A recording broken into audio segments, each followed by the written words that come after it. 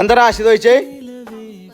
ഒരൊറ്റ അടി കരട്ടെ ഞാൻ എന്നോട് ഞാൻ പറക്കണിച്ച് എന്നോട് ഇറങ്ങണിച്ച് ഇബലിങ്ങനെ എങ്ങട്ടേലും എൻ്റെ ഈ മലവെള്ളപ്പാച്ചിലിൻ്റെ ടൈമിൽ നിങ്ങളെ ടി കെ കോളനിക്കൊക്കെ വിട്ട് അത് പിന്നെ കാണാനുണ്ടാവില്ല.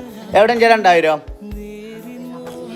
പെരുന്നാ പൈസ അല്ല. ഇന്നലെ ഉമ്മാക്ക് ഗൂഗിൾ പേ ചെയ്ത് കൊടുത്ത് ഉമ്മാനെയും കാണാനല്ല അന്നെയും കാണാനല്ല.